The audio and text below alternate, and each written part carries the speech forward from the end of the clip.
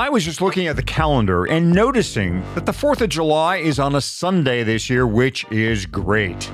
That means the observed holiday is Monday. The 4th, at least in my neighborhood, is one of the loudest and least restful nights of the year, so having a quiet Monday will be nice. Still, a little Floyd's of Leadville CBD just after the pyrotechnics start will probably be in order just to quiet the explosion echoes in my head. Oh, yeah, absolutely. I'm going to actually be racing the Firecracker 50 in Breckenridge on the 4th of July. So I will be needing some rest. I'm expecting many Americans, most Americans, perhaps all Americans are ready to celebrate a full blast, considering what we went through last year. But, the life forms I really feel for on the 4th are pets. I have a 225-pound Mastiff, and he can get pretty spooked by fireworks. So it may be time for our listeners to check out another line of products on the Floyd's website designed for pets. Yeah, that's Odessa's Essential Health for Pets products. Now, Odessa is Odessa Gunn. She and Floyd met through a teammate years ago. Floyd was impressed with her love and care for animals. So when he decided to add some pet CBD products to the lineup, Odessa was an obvious choice. Yeah, there are 2 tincture offerings under the Odessa label, one plain flavored and one bacon, which I wouldn't mind myself. The dosage is much lighter than the products us humans take, 2 milligrams max, but that should be enough to give at least a little pet a little relief as the humans get loud on the 4th. I won't even tell you how much I give to my Mastiff, but regardless of your pet size, whenever our activities create anxiety for our 4-legged friends, a little bit of Odessa's can sort of help even that out. So have fun on the 4th, but keep your pets in mind and consider Floyd's of Leadville and Odessa's Essential Health for Pets between now and the next national holiday. Go to floydsofleadville.com, use the code FATTY to get a 15% discount. And thanks so much to Floyd's of Leadville for being the title sponsor of this show. 3, 2, 1.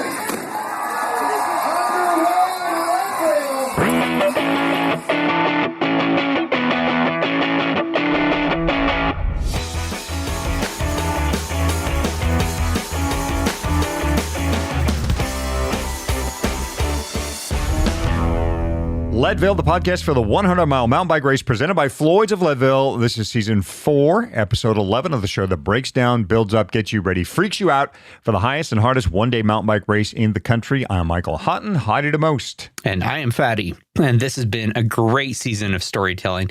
And I want to thank everyone for the positive feedback. After a brief hiatus from the storytelling theme with our Chain and Lube episode, we are back with more stories.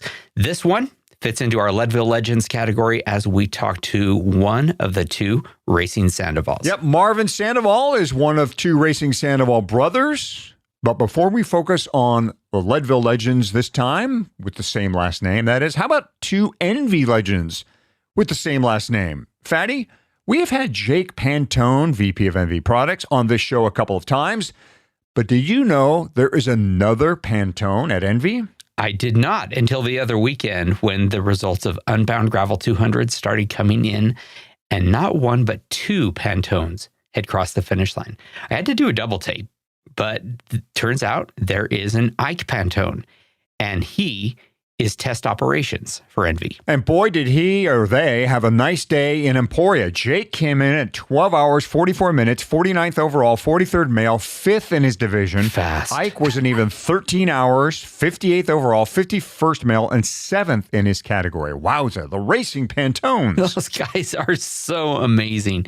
And you better bet both were on gravel bikes, kitted to the nines with Envy product. Envy G23 wheels being the most important here. They also ran the Envy gravel handlebar with its generous flare at the drops for more control. Yeah, the G23 was a popular choice throughout the field at Unbound. Hookless speed, lightweight, compliant yet tough as hell. Check out the bikes the Pantones rode at Unbound by going to Envy. That is ENVE.com. Marvin Sandoval is our guest this episode. Marvin's name was suggested to us by Cycles of Life owner Brian Fedema after we asked him to name some local Leadville legends. Even though he grew up in Leadville, Marvin never gave the race series much thought. And in fact, his sports were the complete opposite. Now, though, like a lot of us, getting out there and grinding out the miles is all he thinks about. So let's take a ride and a run with a Racing Sandoval.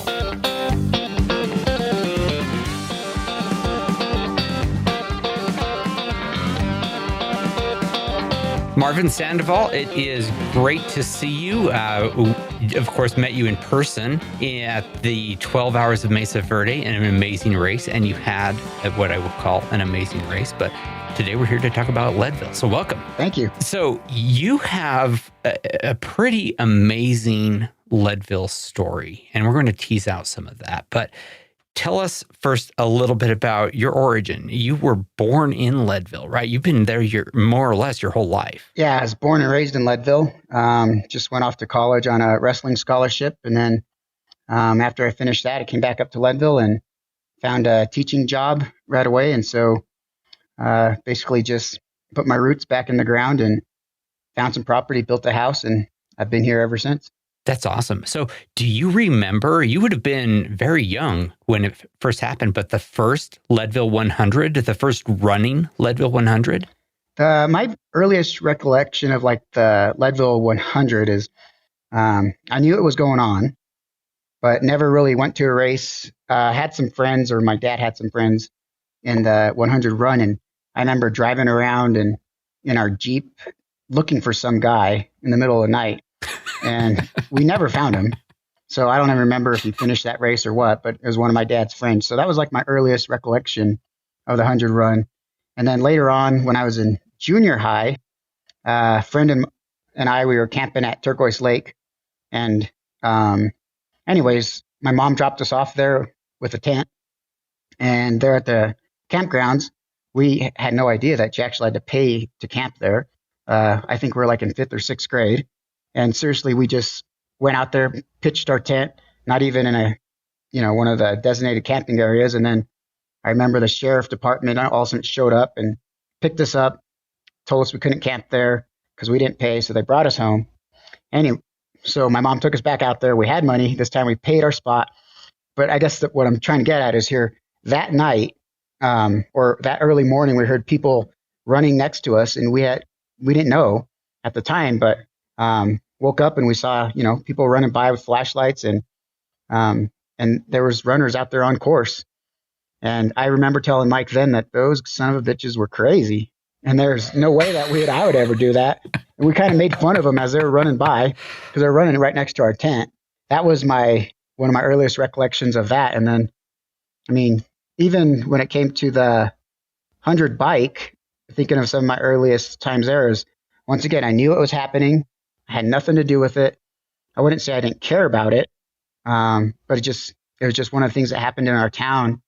And then it wasn't until 2008 when just kind of, a little downtime in my life and bummed out and trying to figure out what some of my next steps were going to be moving forward. I went for a drive and happened to be driving down Harrison Avenue. And sure enough, I saw people coming across that finish line on the bike. And I was like, I've known it's going on. So I decided to stop. And I was watching some of them come across the line. I saw like a high school friend or a high school person that I knew come across the finish line. This was 2008. I remember 8 hours and 58 minutes. And I was like, if that guy can do it, so can I. So literally, I think it was the next week I went and spoke to Brian there at Cycles of Life, and I told him I needed a bike and I had $2,000. And so I gave him $1,000 at the time. I honestly don't remember, but and I told him, or no, I remember. So I had $2,000 and I did some research, and it was right when the 29ers were coming out. And so I bought an aluminum Niner frame, and then I gave him, I think, $2,000, and I said, build it up for me. I'm going to be doing Leadville next year. And I didn't even know you had to sign up early. I just was going to do it. So that's how I got introduced to it. It's funny that you ended up in the slow twitch world, the endurance world, Marvin, because you do not come from a background that would indicate that. You were a wrestler and a football player and did almost the complete opposite style of sports as a kid before ever thinking about or even recognizing the fact that there were these great endurance races. Of course, now you've piled up all kinds of Leadvilles and Leadman 9 times. So tell us how a wrestler, a fast twitch guy, gets into something like the Leadville Trail 100, Leadman. I know you've done other long distance running events. How did that transition happen? I don't know, because I've always used it as an excuse was, well, one, I'm not a runner, and the only time you're running is if you're running away from a bear or something. Biking, I guess I would say kind of was part of my life in a way growing up. And the only way I would say it was part of my life growing up is my parents liked to road bike when I was growing up, and they would ride from here in Leadville all the way to Albuquerque, New Mexico. And they did that, I think, well, they did it a few times. And there was one time when I was a freshman or sophomore in college, and they asked me if I wanted to do it with them. And first I probably maybe said a few choice words and thought they were crazy. But I ended up, I had a road bike at the time. So I think I did. I started riding my bike, and it was, just another thing for wrestling for me to have some cross training. So I thought, heck, why not? So I started riding a bike, and long story short, my dad, my mom, my brother, Wes, and we all jumped on our bikes. I think it was maybe the beginning of the summer, or maybe around 98, 99, not quite sure, to be honest. And we went from Leadville to, it was actually Bernalillo, New Mexico. It was, if I remember right, 499 miles. I shouldn't say if I remember right. I remember exactly because my computer. 499 miles. Because I was like, man, 1 mile short of 500 miles. So I would probably go ahead and ride around the parking lot once or twice to go ahead and trip over to 500. So I guess I had, some introduction to it. But yeah, when I was growing up, I joined track my junior and senior year, and I started off as shot put because I had a knee injury, and I just joined track actually because, to be honest, my girlfriend was in track, so it seemed like the right thing to do. But I found myself on the relay teams with my brother. We were in the 4x1 and 4x2 meter relay teams, and we went to state and we placed in state, as sprinters. So wow, yeah. I've met you, and in person, it's real clear. You look like a wrestler, and I mean that in the kindest possible way. You've got a good, strong upper body. You do not look like a pro cyclist with no arms at all, and you're powerfully built, and yet you do live in the endurance world. And I'm not just talking about the Leadville 100 that this podcast is about. You have done the Leadman 9 times, including, and this is incredibly important. We should have led with this. You've won it twice. So how did you sort of make that change from, wrestler and football player and track guy to endurance star? I think it was just a mindset, and like I said, in 2008, I decided I'd do it. In 2009, I just started riding, and I went on all the group rides up here in Leadville, and had a bike and just started riding. And I think it was just that determination of, keep moving forward. And, I remember, because my goal in 2009 was, of course, that big buckle. It just seemed like the right thing to go shoot for. And in 2009, I was 8 hours and 57 minutes. Ooh, nice. Yeah. Nice work. Yeah, I remember coming up the boulevard. I didn't see anybody in front of me. Didn't see anybody behind me. Looking at my watch, like, I don't know, just going as hard as I could because I knew I was so close. Oh, yeah.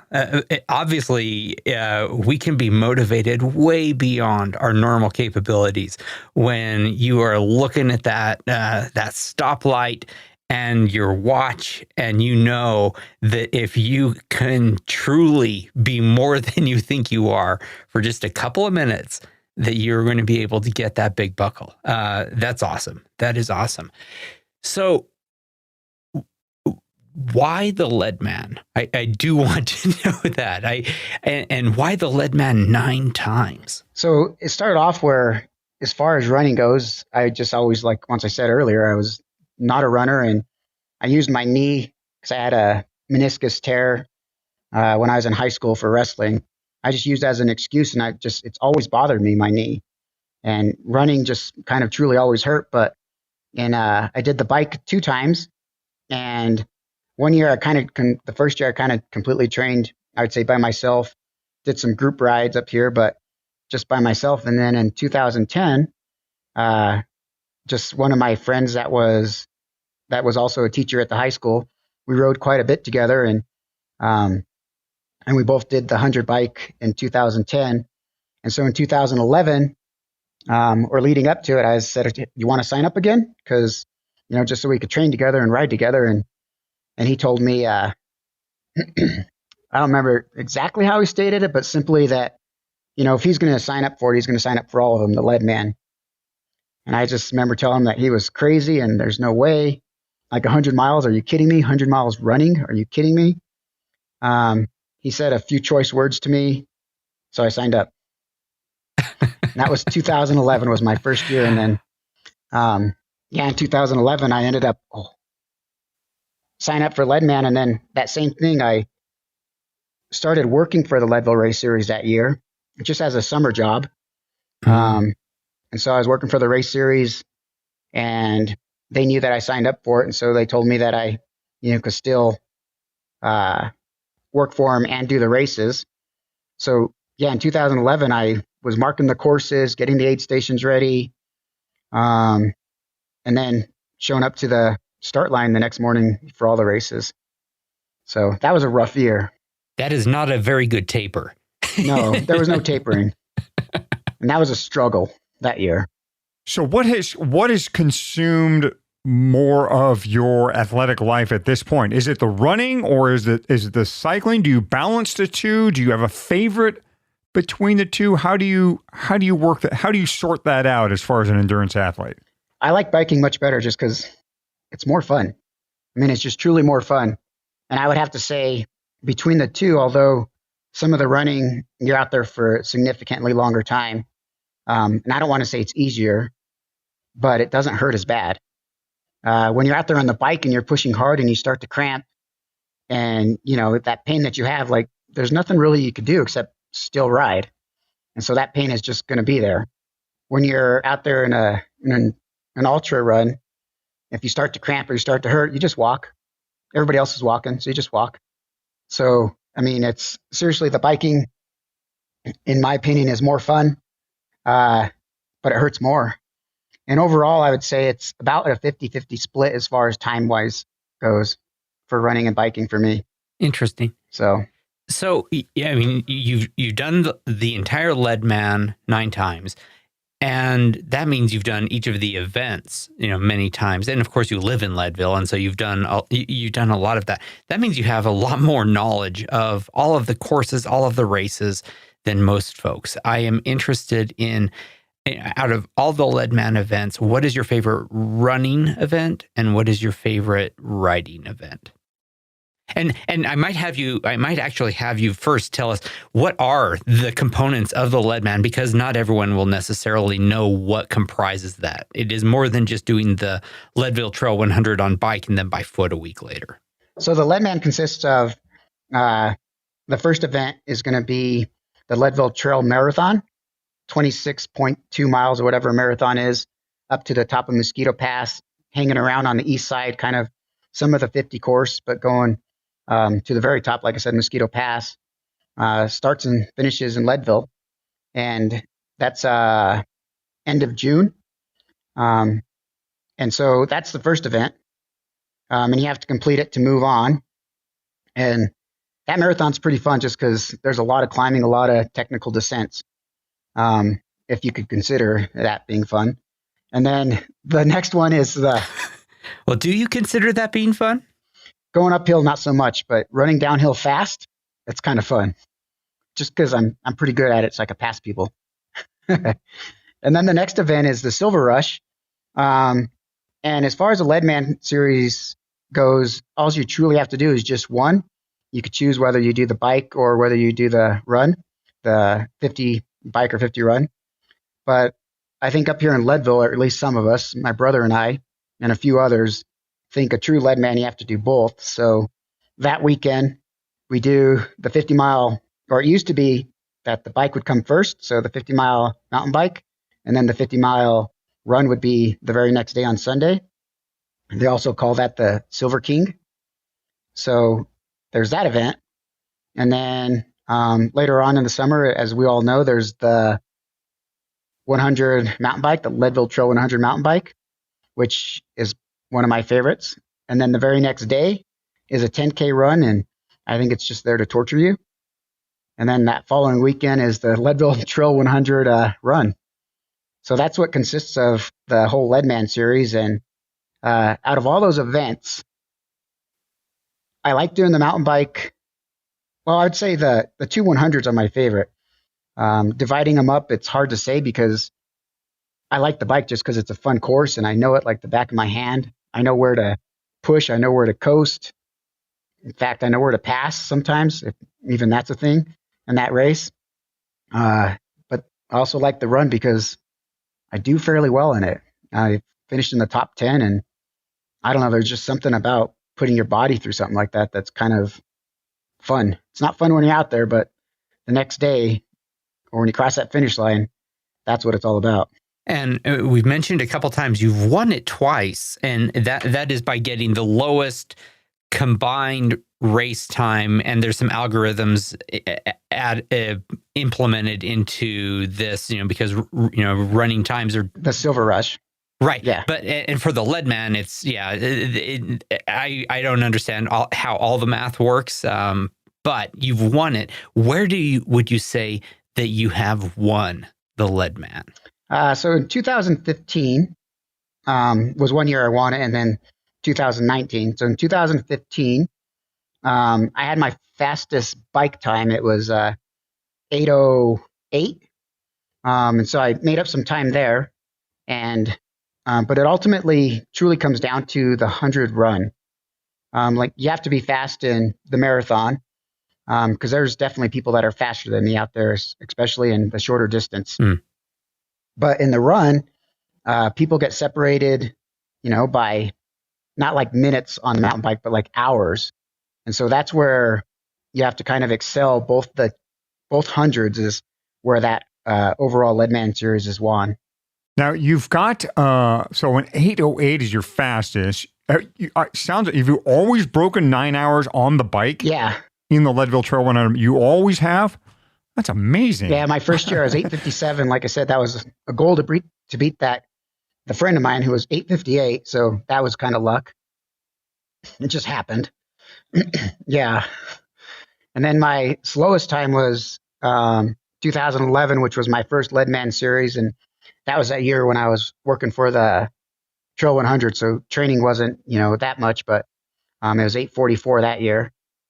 But yeah, so I think on the bike, and I hate to say it, but unless something breaks, which I've had some mechanicals out there, but big breaks, if I just go into it in shape like I know I can be, I think 9 hours is very obtainable. And I say that for myself, but I think for a lot of folks out there, it's doable. You just have to learn to push through that pain. Yeah. Okay. So this is the Leadville Trail 100 mountain bike podcast. Let's get right to that then. What do you think a local knows, a Leadville local knows about that course, about racing that race that maybe somebody from the outside doesn't? What could you tell us about racing the Leadville Trail 100 mountain bike race that would help a lot of folks get over that hump, get to either a buckle at all or maybe to the big buckle? I think it comes down to the middle section. Well, I guess it's kind of hard to say, but I'll tell you my race strategy. So at the start of the race, I usually am in the front of the group just because that's where I get placed, whether it's the gold or the silver corral, depending on the year. but mostly silver, I guess now. I just stay with that group, and I try not to push into the red going up St. Kevin's, but I push pretty hard going up St. Kevin's, and I know a lot of people will hold back because it is a 100-mile race, but I push fairly hard up St. Kevin's, and then you have that long descent around the Turquoise Lake Road to get some fuel in you, kind of recover. And then going up Sugarloaf, just a good, steady effort. You're not there to pass anybody. You're just there to stay within whatever group you're in. But then I think it comes down to making sure that you're in a pretty decent group. Once you hit the pavement again on the flats leading up to Twin Lakes, and just, do some of the work and work together as a group to get across those flats and conserve as much energy as you can, I think is pretty key to, to getting that big buck or getting some of your fastest time is to work together as a group, because this race kind of lends to it. So although some years I find myself, blowing up because the group is faster than me, but my idea is to get into a pretty fast group for that section. And then when you go up Columbine, I use my power meter now, and I use it as a regulator to kind of hold myself back at the beginning, because I just know that, I've rode it up there enough times where, I kind of look at my FTP and try to stick around 70, 75% at the beginning, even though I know I could go faster, because at the end, you're just struggling just like everybody else up at the top. So I use it as a governor going up that and just try to stay in my zone. And then on the way back, I've always negative split, except for that 1 year when I was 808. 2015, I got to the top at right exactly, I think it was maybe 401. And I was like, oh man, I'm going to break 8 hours this time, because I've always negative split. But I didn't negative split that year. But anyways, and then it's just a sufferfest coming back. Do you try and get in a group pipeline inbound as well? I try, but it seems to me that every year, and I don't know why, because other people I talk to, they get in groups, but I find myself alone out there. So, and I think that's the hardest decision is I've seen like a group leave right in front of me, and I push hard to try to catch them, and I blow myself up, and I get to the back of that group, and then I can't hang on. I've been out there when simply all alone, so I'm just pushing that flat section by myself, and then all of a sudden a group catches me. And so then I grab onto that group, but I would love to get onto a group, but it seems like every year it does not happen. I hear you, and I share that exact frustration. Between Twin Lakes Dam inbound and pipeline inbound, I always just feel like I am twisting in the wind all by myself. I cannot seem to attach to a group. Everyone is either much slower or much faster than I am. And yeah, I think it has to do with it's there that, some of the folks who are very great fast downhillers, that you go by them and they are not able to hang on the flats again. And some of the fast, some of the folks who maybe aren't as fast on the climbs or on the descents, but are brilliant and powerful, time trialists, they come blowing by you. It's like there are people who are meeting but not really matching in that section of the trail. It's very peculiar, but I've talked to so many people who have had exactly the frustration that you and I have with that section. So yeah, and it's awful feeling, because you know how much extra energy you're using, and you're out there and you're like, okay, so you're by yourself, you're pushing hard, and then you could feel it, or you see somebody coming up behind you, get all excited, and then you can't hang on to the rear of their wheel. They're just too fast. Yeah.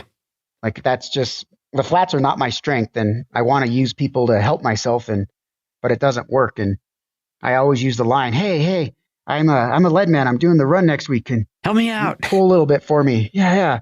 And they look at me like I'm crazy and just ride past me. So.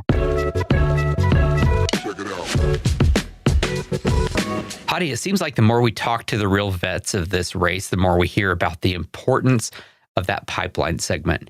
It accounts for no more than a couple of hours in your overall time, but it can really be a pivotal spot in the Leadville 100. If nothing else, that section between the bottom of Powerline and Twin Lakes is a great place to fuel up and not a bad place to take a hand up. Hopefully, by the time you have reached Pipeline outbound, you have finished or almost finished whatever you had planned on eating and drinking over those first few hours. Yeah, hopefully. And if you've put crew at the pipeline, you could have them hand up a fresh bottle full of energy drinks, something like Martin 320, available from our friends at the feed, or grab a bottle of Martin 160 and a gel. Whatever amounts to about an hour of fueling, because that is about what it takes to get from Pipeline to Twin Lakes.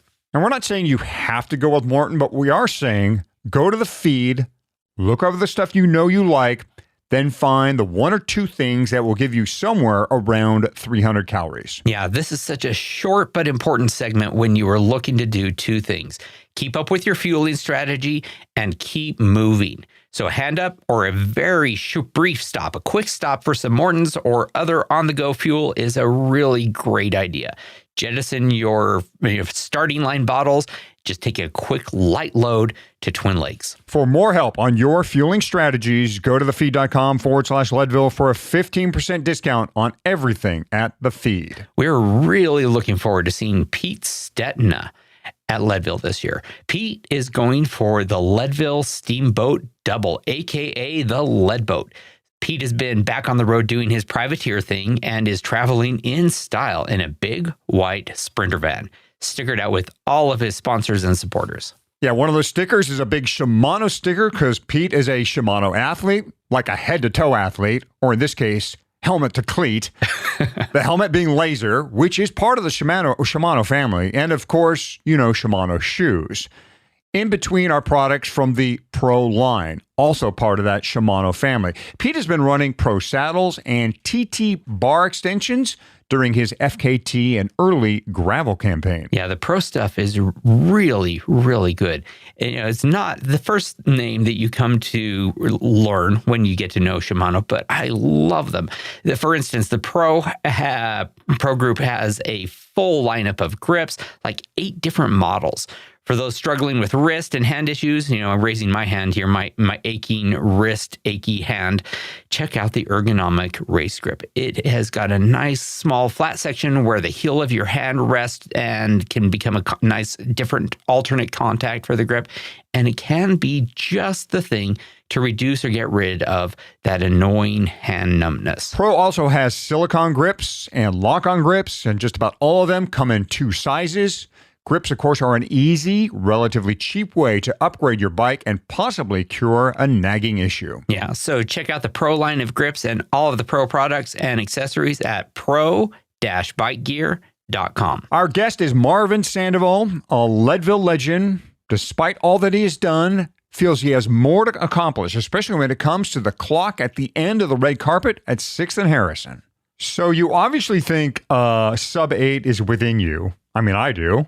It's close. What's going to take, Marvin, for you to break 8 hours on the bike?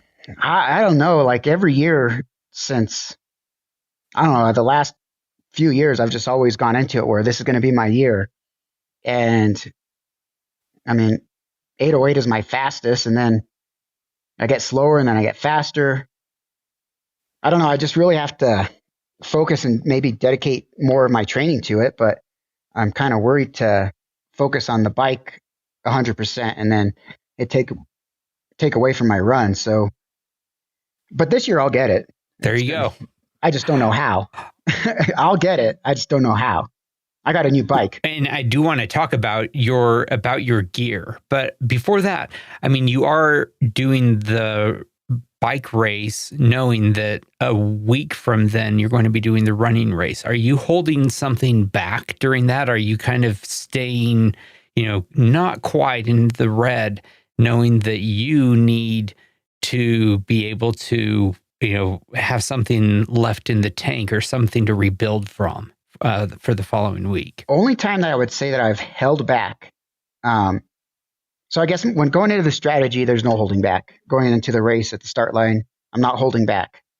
There's been times when I've come up the boulevard and I don't see anybody behind me and I don't see anybody necessarily in front of me. So I kind of hold back there because I saw that 8 hours wasn't going to happen. So I would say that I've held back coming up the boulevard, but going into that point, I'm not holding back. Now, last year, or 2019, was the only year that I would say I did. I started holding back, I guess, on the way coming back since 50 on. And part of that is because I was doing burro racing as well. And in 2019, I was up for the Triple Crown, which means that I won Fair Play World Championship race for burro racing, the Leadville burro race, and then Buena Vista Pack Burro race was actually Sunday, so the day after the bike in 2019. And holy cow! So I had to hold back in 2019, at least in my mind, because I had a big race and like bigger than, I don't know, just it was a big race. It was a Pack Burro race, and if I won it, I won the Triple Crown, which right now there's only been 4 people, myself included, that have won that race in the last, or all 3 of those races, what they call the Triple Crown, in the last 71 years. So, Hadi, how much do you know about Pack Burro racing? Because I know nothing about it, and I want to go down there, but I also want to find out, what is Marvin's Leadville 100 mountain bike setup. So, which way do we want to go on this? Well, we don't need to talk about Pack Burro racing very much. Just 2019, that was a race that I was doing on Sunday, and literally I woke up in the morning on 2019 after the 100 bike, went down to Buena Vista. So I missed the awards. I didn't even get my Big 10 year buckle. I wasn't able to pick it up in person because I was running a burro in Buena Vista. But I ran that race and won, and then jumped in the car while my wife took care of Buttercup. That's my burro's name. Came right back, and then I did the Leadville 10K so I could still compete for the Leadman series. What a day. And then, yeah. And in 2019, that was the other year that I won the Leadman series. So that was an epic year for me. But that's burro racing. That's another topic. The 2019, did you run that burro race in the rain? Because that morning it was raining hard in Leadville. Yes, I got rained on down there, and I got rained on over here. Well, let's talk about bike setup, because I think hearing from a local how you set up a bicycle for the LT100 mountain bike race might offer some great tips. So tell us, maybe not, maybe you go pretty basic, but what is your general idea about setting up a bike for the LT100 mountain bike race? So I've ridden many different bikes for this race, and I've had hardtails, I've had full suspensions, and currently now I'm on another full suspension. My fastest times have been on a full suspension, not a hardtail. And whether it's because I was in better shape or not, I don't know. But so I've had an S-Works, I've had a Pivot, and currently I just got the Trek Super Caliber, which I love that bike. I mean, a lot of people say a lot of good things about that bike for Leadville. So will this be the first year you're doing the Leadville 100 on that bike? I mean, yeah, you got that since the last time the race has been raced, yep, right? And so that's my secret weapon. That's how I'm going to break 8 hours. Mm. But anyways, I like the full suspension setup if it has a lockout. And I just say that a lockout on the handlebars, it just makes it so much nicer, just so you could just literally push a button and you're fully locked out and there's no power loss. But I do front and back. Yeah, say that again. Front and back lockout. Okay. Front and back. And when I'm doing any of the climbs, whether it's up Sugarloaf or the upper part of Columbine, I mean, I have my rear suspension, open, just the traction, and I think it actually makes it so much easier to climb than having a hardtail in some of that rough, rocky section. But as far as my tires go for that race, I've had the fast tracks from Specialized, but right now I think I'm going with the Aspen in the rear and maybe the Icon in the front for the race. It's not what's currently on my bike now because it came with whatever from Bontrager, but I do like the Aspen in the rear. I do like a little meatier tire up in the front. And when it comes to that air pressure, I used to run super high air pressure, but I think it slows me down. I don't think you have an advantage with high air pressure for this course just because the rough sections will beat the heck out of you. So I just run my standard air pressure, whatever my phone on the app. I have a little app on my phone that it tells me to do. What app is that? TireWise or something. Okay. I don't know. Cool. And about what does that set you at? Do you know? I think it's 18 in the front, 19 in the rear. Okay. So, and you weigh about 145, 150? About 140, 145, I'd say, yeah. See, I could work at a carnival guessing people's weight. It's absolutely one of my talents. I'm just doing this from a Zoom call, man. I am good. Yes, you are. Tell me what chainring are you riding with up front? So when I first bought my bike this year, I had him put on the 32 just because I wanted to climb up and over anything. But I rode that for like 2 weeks and I put back on the 34. So 34 up front, I have the XTR. So I believe it's 51 in the rear. And I think that's a pretty good setup. I think if you go with the smaller chainring up front, you'll be able to climb up and over anything on that course. But there are times with a 32 that you just spin out on the flats or some of the downhills. So I go with the 34 up front. So do you go into the race planning to walk any of it? Or do you expect to ride everything, even the goat trail and the power line, that first 3/4 of a mile uphill? I go into the race expecting to ride everything except for power line. Mm-hmm. I'll ride a significant part of power line, but so that first 3/4, that steep part, just depending on how the legs feel, I guess. There's been races where I've rode all the way up, and there's been races where I've walked from the bottom. So I would like to ride it all. That's the plan, but I do plan to ride the goat trail the whole way. Awesome. And I want to talk with you a little bit now about family. You are not the only racing Sandoval in Leadville. You have a very fast brother, Wesley, and he goes by Wes. And you have a racing wife, goes by Lisa. I also have a racing wife by the name of Lisa. So is there friendly competition between you and your brother? How about between you and your wife? Is there smack talk, or is it everyone rooting for everyone? I'd say between my brother and I, it's friendly competition, but it's definitely competition. Because it seems like we do almost all the races. I mean, we do a lot of the races together. And at the beginning, I'm the one that got him into it, for one. And I used to beat him at everything. But now he's really focused on his training and he's super fast. And so now the tides have changed and he beats me 90% of the time. I'll beat him in maybe some of the snow bike races up here in Leadville, the shorter ones. But when it comes to the longer endurance ones, he's just faster than me. He has more technical skills and he could climb like no other. So it's still friendly competition. Of course, I go up to the start line and of course I want to beat him, but as long as we both get PRs, I think it's good. And I think it goes both ways with him. Has he beaten 8 hours yet? Oh yeah, several times. But he's also had much slower times than me. So he's been faster, but he's been way slower. So it averages out. Yeah, it averages out. In fact, and how about Lisa? I was going to say one thing about my brother in 2016, I think.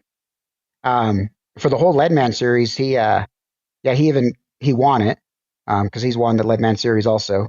And in that year, he broke the overall record. So he's been the fastest combined time ever. So he's legit. Oh, amazing. Yeah. Well, we will have to get him on the show. Yes. Yeah. He'll have some good insight. And some of his insight and some of my insight will probably clash. And, we have some different theories on things, but he's fast. And how about Lisa? Yeah. So she got into the racing. First, she just always followed me around. And she was always my crew. And then I think she got kind of tired of that, to be honest. So her way out of crewing me was to, sign up for the race herself. She's done it 4 times. And I think she just enjoys riding. She's not super competitive. I mean, she wants to beat her own times. So she's competitive with herself, but she started from, I think, probably never really riding a bike to signing up for the Leadville 100. And every year that she's started the race, she's finished it. That's impressive. That is very impressive. And is she also a Leadville native, or did she also, or did she come from somewhere else? She was born and raised in Boulder. She came over here for teaching. So that's kind of how she ended up here in Leadville, was through education, through her job. And in fact, right now she's out riding. So trying to beat the rain is what she's trying to do. Or the snow, actually, is what's going to happen today. I heard you talking about training in another interview, Marvin, and it's kind of an interesting dilemma there in Leadville. Obviously, you guys get a lot of snow in the winter, and there's still tons of snow on the ground when you're starting to pick up your training. You know, if you have intentions on doing a Leadman or what have you, no matter who you are in Leadville, you got to start training in November, December, like a lot of us. Now, what most of us do down here close to the ocean or out of the snow level is we start doing long endurance miles right off the bat. But it sounds like you folks there are forced to do shorter, harder events first and then wait to do the endurance stuff till the snow gets out of the way. Is that how you structure your training? Yeah, kind of, sort of. Through the winter months over here, they have a winter mountain bike series. So we race the fat bikes, and they're shorter races. So we do kind of focus on some of that. And the first time we actually probably hit dirt, like really hit dirt on the bikes, is some of our racing. Like we went to Mesa Verde, and that was the first time I was on some single track since last year.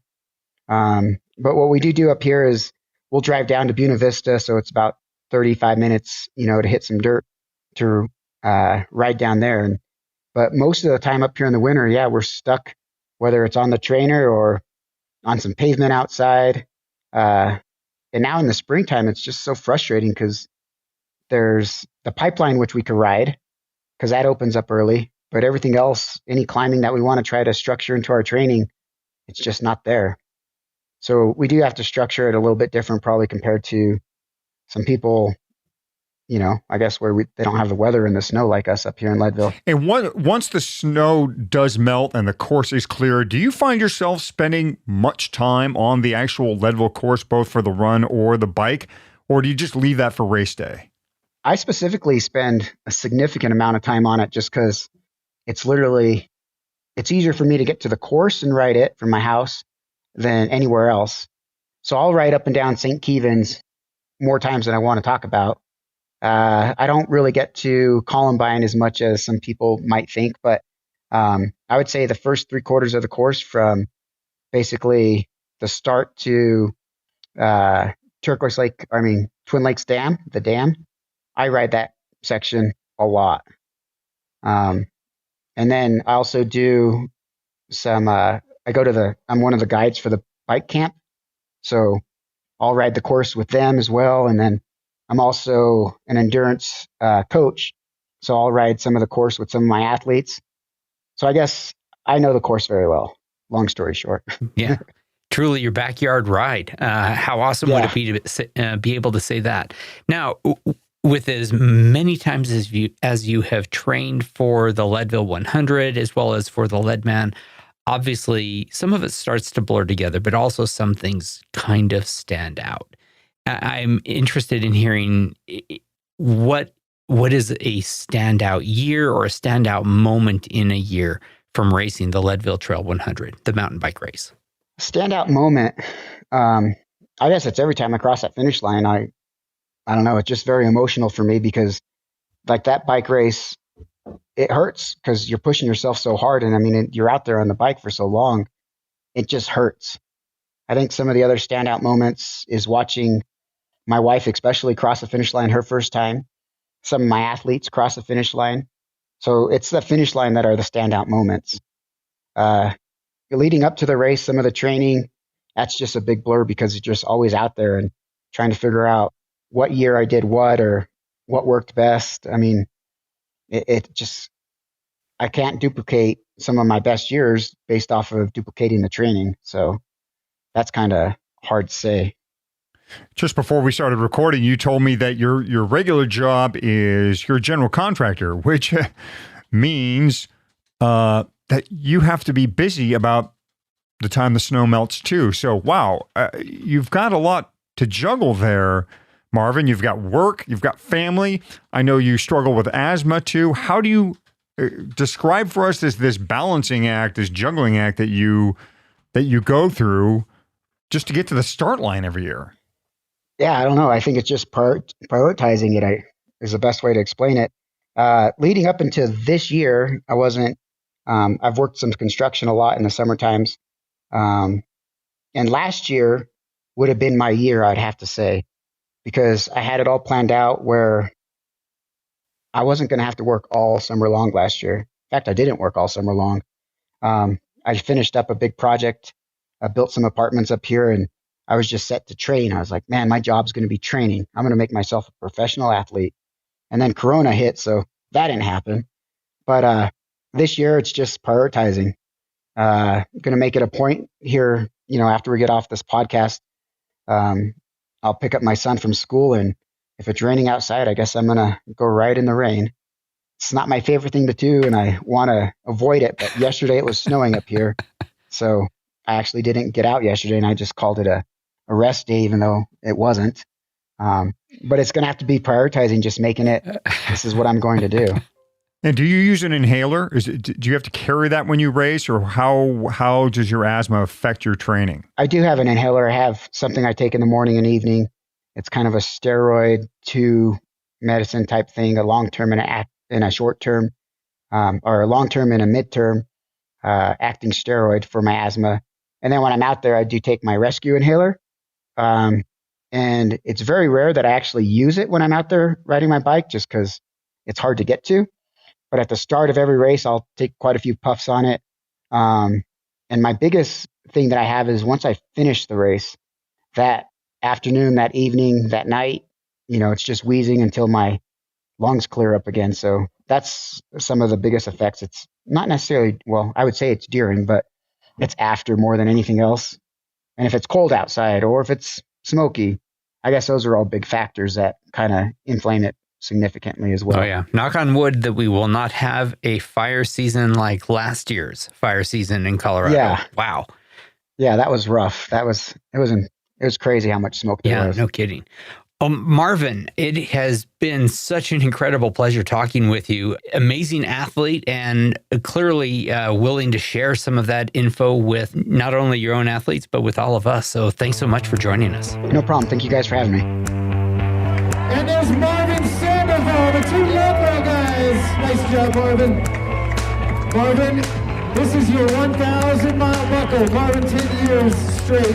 Also doing Leadman as well.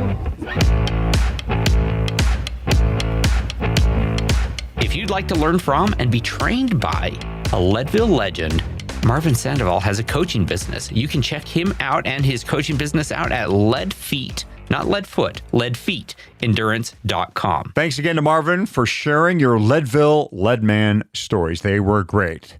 Thinking about the start of the Leadville Trail 100, Fatty, there's a lot of shivering happening there. Oh, yeah. Some of it due to nerves, most of it due to temperature. The start line is usually around, 40 degrees, and then the temp actually drops as the race drops out of town. Freezing temps, not unheard of, as you near the bottom of St. Kevin's. Yeah, you start, your heart rate is not up yet, and there is a lot of wind in your face.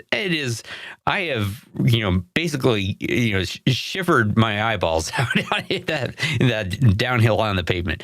But unless the weather is really wacky, you don't have to prepare for a day of riding in those temps. So you just need enough to survive those opening miles until the climbing begins. That's why you're going to see a lot of arm warmers, long finger gloves, and some vests as you roll away from the start line. Knee warmers? Well, maybe, but only if you run really cold. I've never used them. And good news is, whatever accessory you might need, it is at DNA Cycling. Yeah, in addition to doing terrific custom jerseys and bibs, DNA can complete your kit with arm warmers, gloves, and a shell if you need that.